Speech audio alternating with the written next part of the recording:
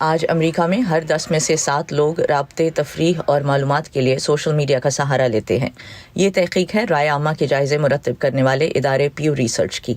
2016 کے صدارتی انتخابات کے دوران روس نے امریکی ووٹرز کی رائے متاثر کرنے کے لیے سوشل میڈیا استعمال کیا اور کروڑوں صارفین کو غلط معلومات کا نشانہ بنایا۔ پچھلے پریزیڈنشل الیکشن میں 2016 میں جس طرح سے روسی اور اینٹیز نے، تنظیموں نے اور لوگوں نے اپنی انوالومنٹ رکھی، تو اس سے یہ بات بھی ثابت ہو گئی کہ سیاست کے ہر شعبے میں، ہر ایسپیکٹ میں سوشل میڈیا اور ٹیکنالوجی کا استعمال بہت کس کے ہو رہا ہے۔ ماہرین کہتے ہیں کہ انتخابی عمل کو سوشل میڈیا کے ذریعے متاثر کرنے کا خطرہ اب بھی ٹلا نہیں ہے۔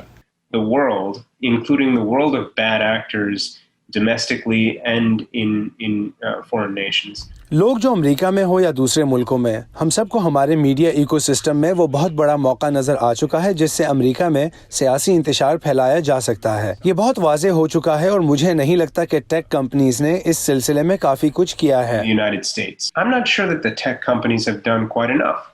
سوشل میڈیا ہمیں بڑی حد تک وہی دکھاتا ہے جو ہم دیکھنا چاہتے ہیں۔ اس میں استعمال ہونے والے الگورتھم صارف کی ایکٹیویٹی کا جائزہ لے کر اس کی پسند کا اندازہ لگاتے ہیں اور اس سے ملتی جلتی کانٹینٹ پیش کرتے ہیں تاکہ صارف کی دلچسپی بنی رہے۔ ماہرین کہتے ہیں کہ کمپنیز کا بنیادی مقصد منافع کمانا ہے، نہ کہ صارفین کا ذہن بنانا۔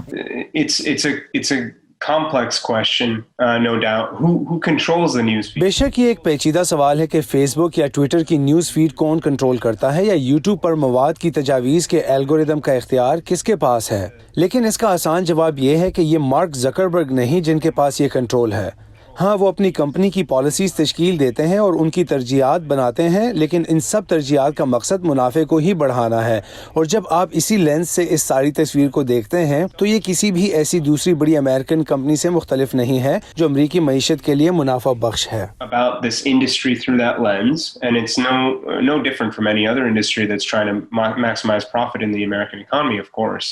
غلط معلومات کا پھیلاؤ روکنے کے لیے ٹویٹر اور فیس بک نے اپنے طریقہ کار میں تبدیلیاں کی ہیں، جن کے نتیجے میں ایسی پوسٹس پر وارننگ آ جاتی ہے جن میں غلط معلومات کا خدشہ ہو۔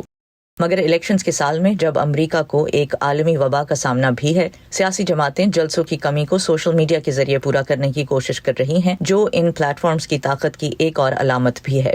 سوشل میڈیا کے ذریعے بہت تگڑا اثر الیکشن اور مطلب چناؤ پہ اور پھر سیاست پہ ہو سکتا ہے، اور خاص طور پہ ریپبلکن پارٹی تو پھر بھی کچھ کیمپینز کر رہی ہے، کچھ ریلیز کر رہی ہے، ڈیموکریٹک پارٹی تو ایک دم ہی آن لائن چل رہی، تو اس کی وجہ سے اس کا جو رول ہے وہ اور بھی زیادہ اہم ہو گیا ہے۔ ٹیک کمپنیز کے بڑھتے ہوئے اثر و رسوخ کے بارے میں امریکی سیاستدان بھی فکر مند نظر آتے ہیں۔ ایک ماہ پہلے امریکہ کی 5 بڑی tech companies apple, Google, Twitter, Amazon اور فیس بک کو پہلی بار کانگریس میں ایک سماعت کے لیے طلب کیا گیا۔ اس موقع پر ڈیموکریٹس اور ریپبلکن ارکان نے ان کمپنیز کے کاروبار کی دنیا اور لوگوں کی ذاتی معلومات پر بڑھتے ہوئے کنٹرول کے بارے میں پوچھ گچھ کی۔ میں تو یہ کہوں گا ان کے پاس جو ہے وہ ایک نہیں 2 طرح کی پولیٹیکل پاور ہے، کیونکہ ایک جو ہمارے روایتی طور پہ بگ بزنس، مطلب منڈی جس کو کہتے ہیں، بازار یا منڈی کی جو طاقتیں ہوتی ہیں، ان کے پاس ویسے ہی بڑی طاقت ہوتی ہے، کیونکہ وہ پیسے ڈال سکتے ہیں سیاست میں اور وہ ساری چیزیں کر سکتے ہیں۔ ٹیک کو ویسے ہی زیادہ پوچھ گچھ ٹیک کی معاشرے میں ابھی تک ڈھنگ سے نہیں ہوئی تھی، اب ہونا شروع ہو رہی ہے، خاص طور پہ 2016 کے الیکشن کے بعد۔ اس وجہ سے بھی ان کی طاقت زیادہ تھی، بلکہ اب تھوڑا سا اس پہ قدغن تھوڑی لگ رہی ہے، تھوڑا سا ان کو قابو میں لایا جا رہا ہے۔ ٹیک کی دنیا کے ماہرین کہتے ہیں کہ سوشل میڈیا کا استعمال کم ہونے کا امکان تو نہیں ہے، لیکن ان پلیٹ فارمز کا غلط استعمال بہتر پالیسیز اور ٹیکنالوجی کی مدد سے ضرور کم کیا جا سکتا ہے، مگر یہ راتوں رات نہیں ہوگا، اور تب تک الیکشن جیسے اہم موقع پر درست معلومات کی بنیاد پر ووٹ کا فیصلہ کرنے کی ذمہ داری بڑی حد تک صارفین پر ہی ہوگی۔